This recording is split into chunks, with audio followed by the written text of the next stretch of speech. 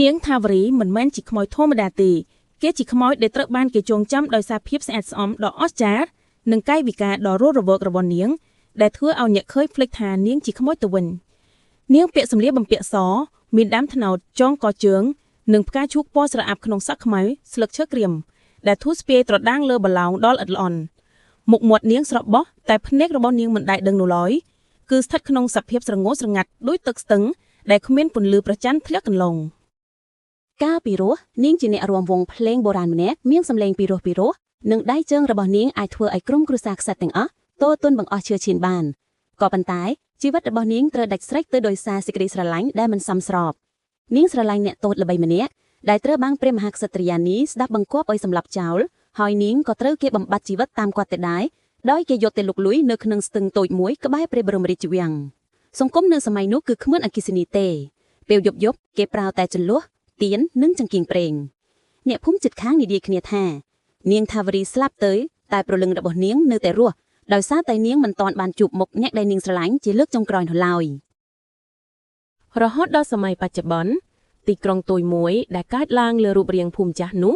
បានក្លាយទៅជាទីក្រុងដ៏រស់រវើកមួយដែលពេញទៅដោយអគ្គិសនីពន្លឺពណ៌និងសំឡេងរំពង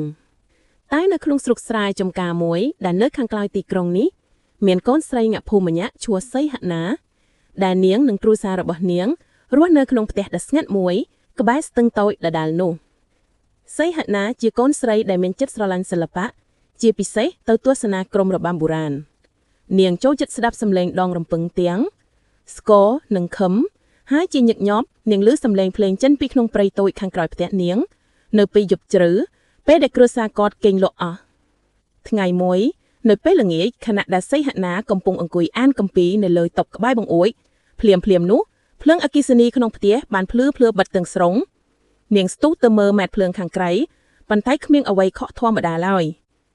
នាងយកចង្កៀងប្រេងមកបំភ្លឺហើយក៏ដឹងថាមានតែផ្ទះគេប៉ុណ្ណោះដែលងងឹតឯផ្ទះជិតខាងទាំងអស់នៅមានពន្លឺតាមធម្មតាការខកខានអគ្គិសនីបានកាត់ឡើងបន្តបន្ទាប់គ្នាជាច្រើនយប់នៅពេលយប់សីហណាលីសំឡេងដូចជាស្រីកំពុងយំស្ដាយស្រណោះយ៉ាងសោកស្ដាយហើយពេលខ្លះទៀតលីសំឡេងភ្លេងពីរោះមកពីទិសដៅស្ទឹងតូចនោះនាងមិនហ៊ាននិយាយប្រាប់នរណាម្នាក់ឡើយ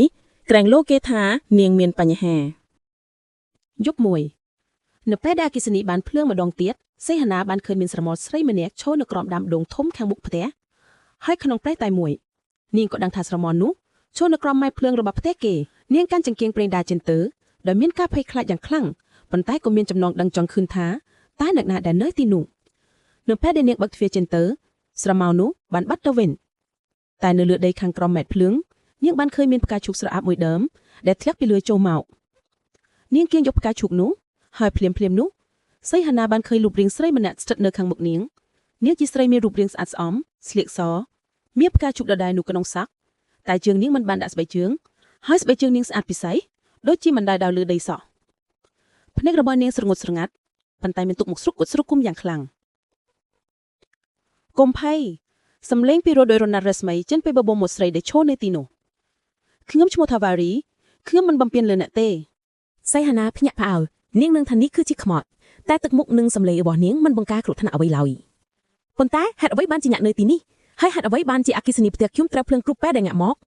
ថាវ៉ារីប្រែមុខទៅមើលម៉ែត្រភ្លើងដែលនៅចំការបង្គោលពន្លឺទាំងនេះវាធ្វើឲ្យខ្ញុំឈឺចាប់កាលពីខ្ញុំនៅរੂពេលយប់គឺស្ងប់ស្ងាត់មានតែពន្លឺព្រះច័ន្ទនិងសំឡេងសត្វល្អិតឥឡូវពន្លឺទាំងនេះធ្វើឲ្យខ្ញុំភ្លេចសំឡេងភ្លេងដែលខ្ញុំត្រូវតែចាំភ្លេងដែលអ្នកដែលខ្ញុំស្រឡាញ់រងចាំលេងឲ្យខ្ញុំរំនាងបន្តគាត់ជាអ្នកលេងខឹមឈ្មោះរិទ្ធយើងស្រឡាញ់គ្នាតែមិនអាចនិយាយឲ្យគេបានឡើយនៅពេលដែលគេដឹងព្រះមហាក្សត្រិយានីក៏បានបញ្ជាឲ្យសម្លាប់គាត់ហើយខ្ញុំក៏ត្រូវគេយកទៅលុកលុយនៅក្នុងស្ទឹងនេះដែរព្រលឹងរបស់ខ្ញុំនៅតែរស់ដោយសារខ្ញុំមិនទាន់បានជួបគាត់ជាលើកចុងក្រោយនិងមិនទាន់បានស្ដាប់សំឡេងភ្លេងរបស់គាត់លេងឲ្យខ្ញុំរំជាលើកចុងក្រោយសីហណាស្ដាប់ទៅហើយក៏យល់ដល់អារម្មណ៍ជួយចាប់របស់ខ្មោចនាងថាវរីនាងក៏នឹកឃើញថាខ្លួននាងក៏ចូលចិត្តសិល្បៈដែរហើយក៏មានចំណងចង់ដឹងថាតើសំឡេងភ្លេងនិងរាំវង់បុរាណនាសម័យពីមុនគឺយ៉ាងណាប៉ុន្តែហេតុអ្វីបានជាអ្នកមកផ្ទះខ្ញុំសីហណាសួរព្រោះផ្ទះរបស់អ្នកស្ថិតនៅលើទីដីដែលជាកន្លែងដែលរឹតធ្លាប់រំនៅថាវរីខ្លោយដោយបញ្ជាក់ទៅកាន់ដីខាងក្រោមផ្ទះ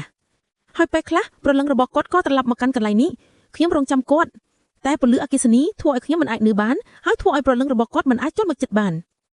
សីហណាក្រឡេកមើលផ្ទះរបស់នាង ให้ក្រឡេកមកម៉ែភ្លើងវិញនាងដឹងថាអគ្គិសនីគឺជារបស់ចាំបាច់សម្រាប់ជីវិតប្រចាំថ្ងៃប៉ុន្តែនាងក៏យល់ដល់ការឈឺចាប់របស់ព្រលឹងដែលត្រូវការសេចក្តីស្ងប់ស្ងាត់ដែរខ្ញុំអាចជួយអ្នកបានយ៉ាងណា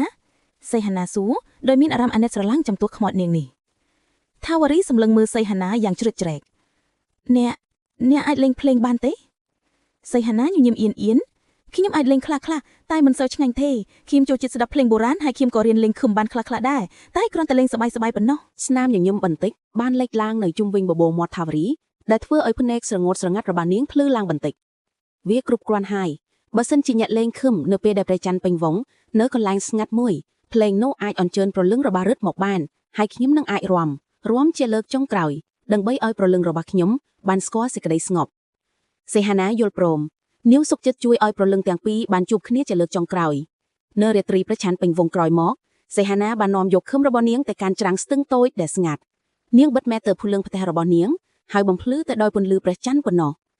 នាងចាប់ផ្ដើមលេងឃឹមយ៉ាងស្ងាត់ដោយលេងបទឃឹមដ៏ពិរោះរណ្ដំមួយបទដែលនាងបានរៀនពីលោកគ្រូចាស់ម្នាក់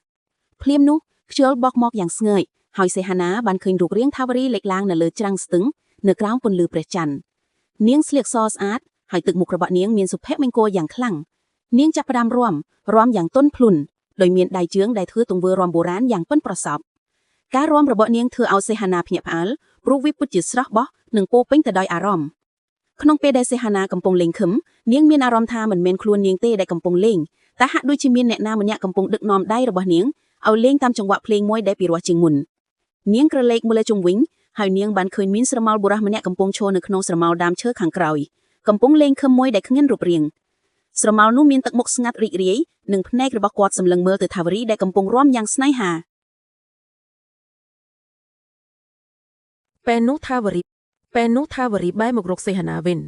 សូមអរគុណអ្នកឥឡូវខ្ញុំបានជួបគាត់ហើយសេចក្តីស្រឡាញ់របស់យើងត្រូវបានទទួលស្គាល់ហើយព្រលឹងរបស់យើងទាំងពីរឥឡូវអាចទៅកាន់ទីឋានបានហើយនាងក៏បន្ត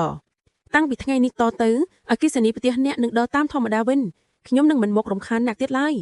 ជាថ្នូរខ្ញុំសូមផ្ដល់ឲ្យអ្នកនូវការចងចាំនៃការរាំរបស់ខ្ញុំនិងចំណេះដឹងខ្លះៗអំពីសិល្បៈរាំវង់បុរាណនៅពេលអ្នករាំរលេងភ្លេងព្រលឹងរបស់ខ្ញុំនឹងនៅជាមួយអ្នកជួយដឹកនាំអ្នកឲ្យក្លាយជាសិល្បករដ៏ឆ្នើមម្នាក់មុននឹងបាត់ខ្លួនថាវរីបានហុចផ្កាឈូកស្រអាប់មួយដើមឲ្យសីហាណា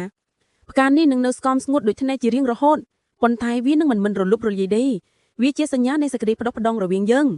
ពេលនោះព្រលឹងទាំងពីរក៏បាត់អស់ទៅនៅសល់តែសីហាណានិងពន្លឺព្រះច័ន្ទដែលភ្លឺស្វាងលើស្ទឹងតូកតាំងពីថ្ងៃនោះមកអគ្គិសនីនៅផ្ទះសីហាណាពិតជាដើរតាមធម្មតាវិញមែននាងចាប់ផ្ដើមរៀនរាំនិងលេងភ្លេងបុរាណយ៉ាងខ្ជាប់ខ្ជួនហើយនៅពេលដែលនាងចាប់ផ្ដើមរាំនាងតែងតែមានអារម្មណ៍ថាមានអ្នកណាម្នាក់កំពុងដឹកនាំដៃជើងរបស់នាងធ្វើឲ្យការរាំរបស់នាងកាន់តែទន់ភ្លន់និងពោពេញទៅដោយអារម្មណ៍រឿងអដ្ឋកម្បាំងអំពីខ្មោចនាងថាវរីនិងអ្នកលេងឃឹមរិតត្រូវបានសីហាណាទុកជារឿងអដ្ឋកម្បាំងមួយដែលនាងមិនដែលនិយាយប្រាប់នរណាម្នាក់តែនៅក្នុងភូមិមានរឿងនិទានថាមានស្រីមានរូបរាងស្អាតស្អំម្នាក់ពាក់សជានិច្ចកាលបង្ហាញខ្លួននៅពេលយប់ប្រច័ណ្ឌពេញវង្សនៅលើច្រាំងស្ទឹងតូចហើយនាងកំពុងរាំទៅតាមសំឡេងភ្លេងឃឹមដ៏ពីរោះរណ្ដំមួយបទអ្នកខ្លះថានាងជាខ្មោចអ្នកខ្លះទៀតថានាងជាទេពអប្សរដែលកំពុងថែរក្សាសិល្បៈដ៏ស្អាតស្អំនៃរបាំបុរាណឲ្យនៅគង់វង្សចំណែកឯសីហាណាវិញនាងបានក្លាយជាសិល្បករល្បីឈ្មោះម្នាក់ដែលមានវាចាស្ដីថាការរាំរបស់នាងមានព្រលឹងនៃសម័យបុរាណ